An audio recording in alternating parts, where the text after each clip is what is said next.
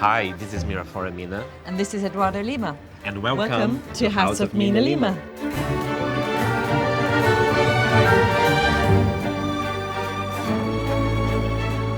Mira, I was just realizing that next year is going to be 20 years that we are working together.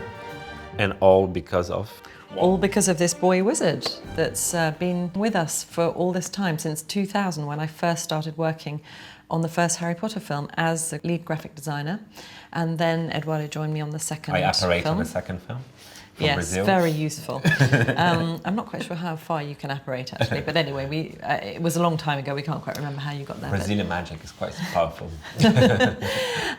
So we spent 10 years developing all the graphic style and the graphic props for the Harry Potter films and now the Fantastic Beasts films. But it all started with a letter.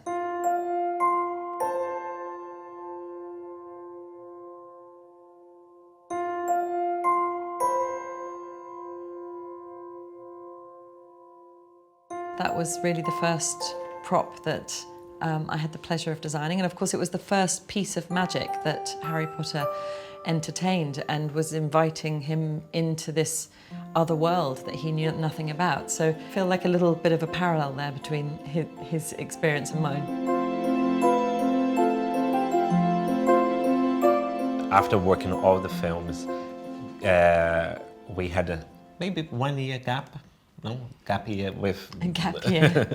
And after we were called back to help the Universal team, creative team, to develop Diagon for Universal Orlando. And 2 years later, Fantastic Beasts came.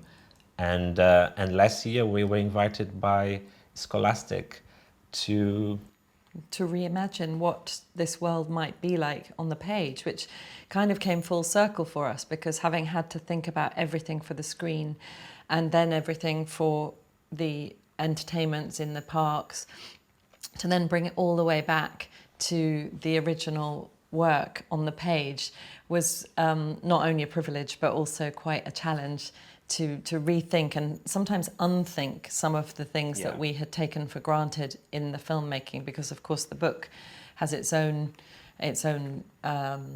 dynamics and its own demands on the reader. So and of course, like when we are working in the films, the script is so different from the book, because lots of things had to be cut or adapted for the film. And working now with the full content, with every single word and every single situation and location was even more challenging. So the result of all that effort was Harry Potter and the Sorcerer's Stone by J.K. Rowling, and its sister, the Philosopher's Stone, and many other translated versions too, which is really exciting for us to see in different languages and how they might be interpreted. It's completely illustrated. Nothing would leave our studio without being fully illustrated, and full of interactives as well, which is going to be really good fun for the reader to investigate how we might reimagine some of those pieces that have become so iconic and some of the things will be surprises to the reader. And also, of course, another really important thing in this book, in the writing, is the element of humour. So we mustn't ever let go of those opportunities to bring a little humour. Hello. Password, please. into the thinking, into the visual thinking and the marks. But we always try and cover every single surface in design.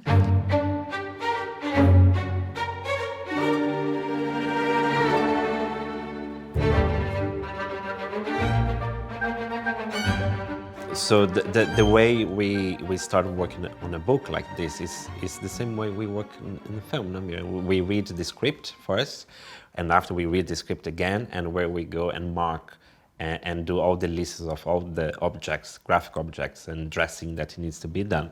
For this book, we did the same. We read the book, and after we read again, marking all the situations, locations, characters that we want to give life to. And but also trying to show elements, locations, situations that haven't been seen before, and that is one of the nicest piece of the job as well, because it is where you can kind of put your mark on this book with the illustrations that's been chosen? Yeah, it is quite a challenge because, of course, this is a classic now, this book. Yeah. It's not a new work. We are working with something that has reached many, many households and minds. And so we're very privileged to have the opportunity to have our own interpretation, visual interpretation of the story. And when Harry is introduced to this, it's such like an amazing moment and so iconic, and that's why everyone wants to go there, because I want to go there. Yeah, and actually, in terms of sort of process of designing the book, sometimes we made, as a group, we would sit down and decide which pieces to illustrate first that could then help us drive through this amount of material. And I think that was one of the first pieces that we thought about, because then it sets the tone. So it sets the style and the mood, and whether it's a sense of humour, and of course then the characterizations will follow afterwards. When we're thinking about designing a prop, we're always thinking, who made this? When I say a prop, I mean a piece, an article that might be in a character's hand, or they might find, or they might buy. And with something like Harry Potter's letter, it had a dual purpose. It wasn't just what it made him do, but of course it told us as an audience a lot about where it was coming from. So we had to think about the personality of McGonagall. How would she have written that letter? Which was kind of easy to do in the film because we had plenty of description. So we had to slightly unthink that for this book, but we also wanted to keep some of the familiarity that the readers will have with. Should we find it? With the letter itself. But also, Mira, we wanted to make sure that the letter didn't look too much like the letter in the film. We also did a little departure here, because the first time we see it in the book is the hut on the rock. And of course, when we're making a film, we don't have the opportunity to show every single situation that's described in the book. And it would have been really nice in the films to be able to show all the versions of the letter that Harry receives, because he doesn't just get the one at Privet Drive, he also receives them wherever he goes. So it was a nice opportunity for us to sort of take it to the next level. So in the same way that we do in films, we were try to be playful with how something from something like a magical school might be made, and that it might not follow a traditional form of a letter. So all the information that you need is actually part of this same letter. Now, of course, we also had to think about what the insignia of Hogwarts would look like. And again, we didn't want it couldn't repeat what we know already. So another great opportunity to have to think about identity of an institution like Hogwarts. And also we had to create the identity for all the houses as well, from Ravenclaw, Slytherin, Gryffindor, and Hufflepuff.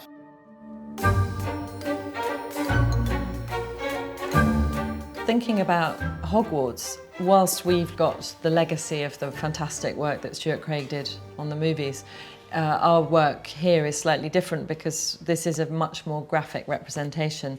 We're not creating a highly detailed illustration, so we're trying to capture the essence of situations or characters or places more than their exact detail. So, because Mira, do you remember when we were finding out about the geography of the castle and how many floors and how many towers? It's so confusing. It's so complicated. So we try not to kind of show at least the main places. Yeah, and having the interactive pieces in the book sort of gives us the opportunity to depart from something that's very traditional and actually go a little bit more playful, something that people can. I think discovery is really just a wonderful thing in a book. If you can, of course, a lot of readers might be coming to this because they know it already, but to be able to discover visual surprises as well as the writing is going to be, I think, a lovely thing for children and maybe some adults too. So this is a little cross section of the school showing all the places that are mentioned that Eduardo was talking about. And yeah, but that is just a little bit because it's so. we should provide enormous. a magnifying glass with this page so you can see everything.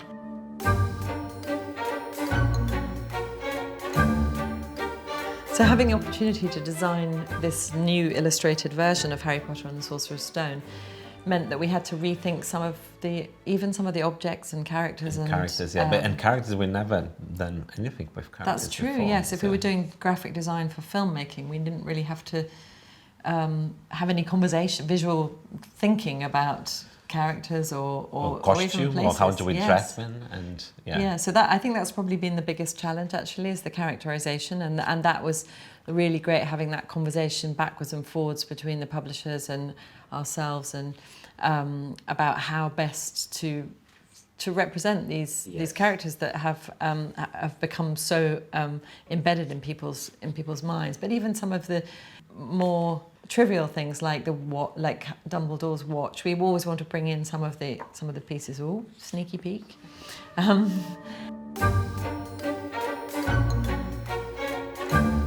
I, of course, not being a proud parent, it's very difficult to find a favorite page, but there is one that is the introduction to the Weasley's family. I'm just going to choose that.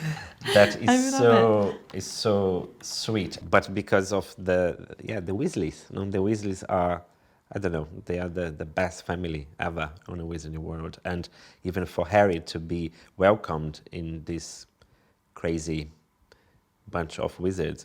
But this is so lovely because it shows how they are so united, they are so together all the time. And you, Mira, do you have a favorite? Well, I think again it's about characterization, and actually for us, apart from the letter, one of the first things that we had to design on the film was all the candy packaging for the trolley, and we just loved this idea. Instead of really featuring this witch, is just again something that you could just hear her rattling off down the corridor with all that stuff. But again, this initial sense of wonder that Harry has for this completely other world. This was an early illustration that we had to really examine what our palette was going to be and the style that would shape the rest of the book. So I think this captures a lot of the design decisions as well. But also is a special moment in the book, because it's when Harry and Ron becomes good friends, and they will be friends forever. So that is the moment that they. You need chocolate frogs to need that, connect you. Yeah.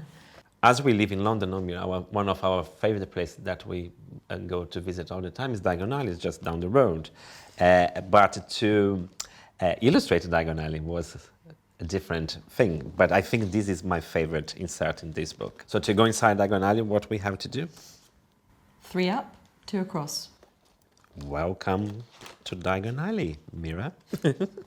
Of course, a lot of these shops are described really intricately, which is great for us in terms of iconic shop names and familiar places that will become part of the story.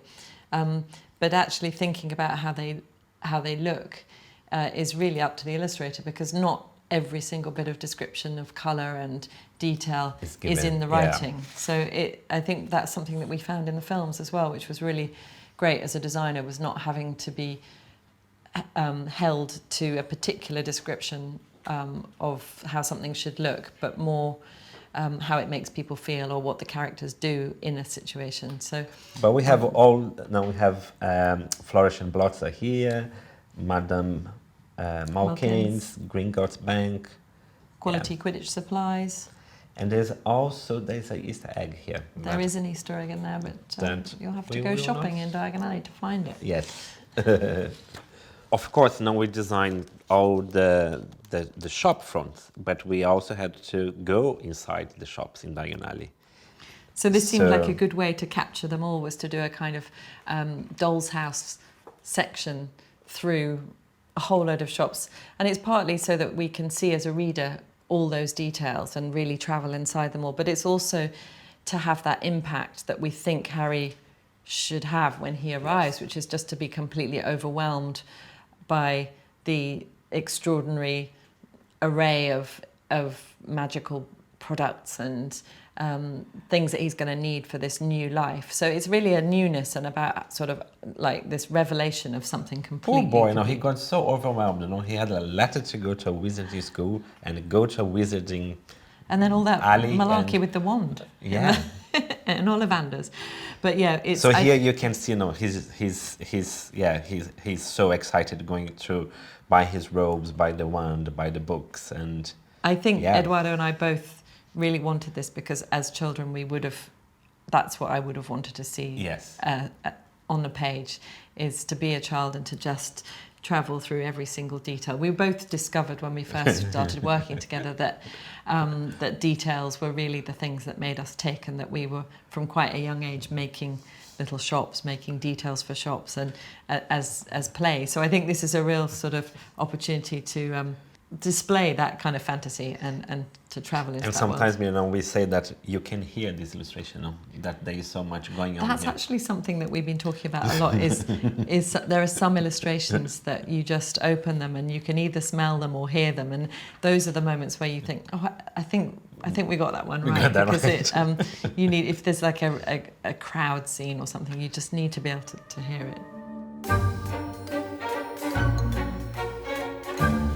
Of course, all these inserts are a very different design challenge from designing 2D images on the page. And we felt very much at the beginning that it shouldn't be a traditional pop-up book, because there's enough fantastic paper engineered books out there already that deal with that. This is more about transporting the graphic image into the next step in a really simplified way. So the graphics is always at the centre of any design that you see. So there's a simplicity and an engagement that is available to the reader without feeling that they have to have a sort of high level engineering aspect to them. There's some kind of nostalgia as well to do those kind of things with paper, because of course we have so many amazing apps and amazing tablets and stuff, but to have this on paper and... Yes, we very much felt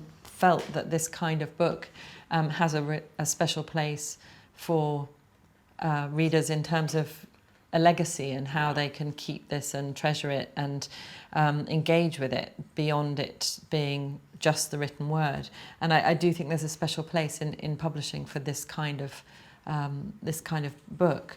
But when we're thinking about the interactives, it is quite a practical exercise in geometry in terms of how we have to develop the pieces, because obviously we're constrained by a very particular size. We're also constrained by the depth of the book, because if something's too deep, then it's going to pad out the book too much.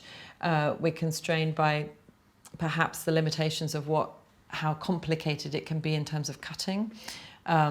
So all these things are all working in 3 dimensions, speaking to each other, and pacing, so where we put the interactives through the book, whether we can't have them all clustered together, there has to be a good pacing of them. So we've really enjoyed designing the books for their 3D element. Whilst it's a 2D exercise illustrating, this kind of book is a completely 3-dimensional exercise in design. And it kind of keeps all our minds very active. And of course, it's not just the geometry, but also how you can best describe a situation in an illustration and still make it interactive. So those are the fun bits, aren't they? But the process, we started on sketching and also like cutting loads of different shapes, and until we find the best solution for that. But also we send it to the printers, and the printers give their feedback as well, and they send the final white model, and where we go and add the graphic as well. This one in particular is not that complicated, but there are other ones. Like this one is quite complicated mechanism. Whilst she doesn't do very much, it's still about getting everything in the right position, and still making something that can be also assembled in thousands. This is one of the things that we would have to think about quite early on in the whole process of designing the book, is how the chapter opener's style will serve to be a rhythm that can take the reader through the book. And that's together with the designer for the cover, that's definitely one of the first things that we will try and establish. And here it was great because of course we had King's Cross to kind of inform, give us some visual clues into how that style might be in terms of the Victorian architecture. And once that was established as a visual motif that could come through in every chapter opener, we could then fill it with and populate it with all the Easter eggs that you'll find in that that reference that chapter. So it definitely gives us a good kind of framework on which to hang important pieces from that chapter. And I think it's lovely to have an opportunity to always think about every aspect of a book. So not just the illustrations that we've chosen to illustrate, but the page numbers, the chapter openers, the end paper as well, yeah? Yes. And the title page and the half title page. And so we're always trying to think about every single corner of a book to give the reader constant things to find. When we worked on the films, we were a little bit naughty that we would have, because we had to populate everything with content, the newspapers, the maps, the labels, the posters, with material. Quite often we would have to rely on our own stories to populate them. So we would put sometimes friends and family. No, and shameless, I put my name everywhere, especially on the Daily Prophets, and all my family. Oh, thanks. Yeah. Did you not? No, yours is there. Your family.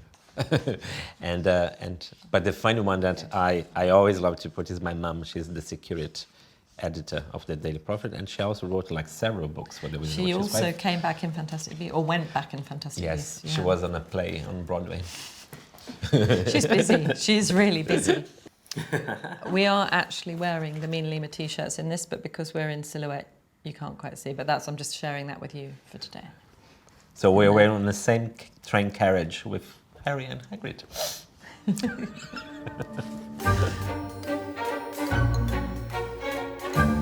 Something that Eduardo and I do a lot when we're designing is collect and kind of examine how books are made and bound. And we've got things that are 100 years old, 200 years old, 30 years old, and it's not just what's inside, but actually how they're made and how they're handled. And those are the things that inform us when we're making books for our films. Yes. But even when we had to think about how this binding might end up, we really wanted it to feel like a legacy piece that you could hand down to your children or your families, friends, fellow wizards, and that, knowing that, brings those decisions to the fore, like how we're going to foil it, and of course thinking about the cover as well, and how as for a designer, for a book designer, it's really important to not just think about the cover, but of course how it's going to sit in a shelf, not just a bookshop shelf, but of course at home. So for us, it's always, this place here always has just as much importance as the front. It really needs to speak to that level of intricacy and how you might want to treasure this piece for a long time. So that's our wish and our hope, and that's how it ended up with so much detail.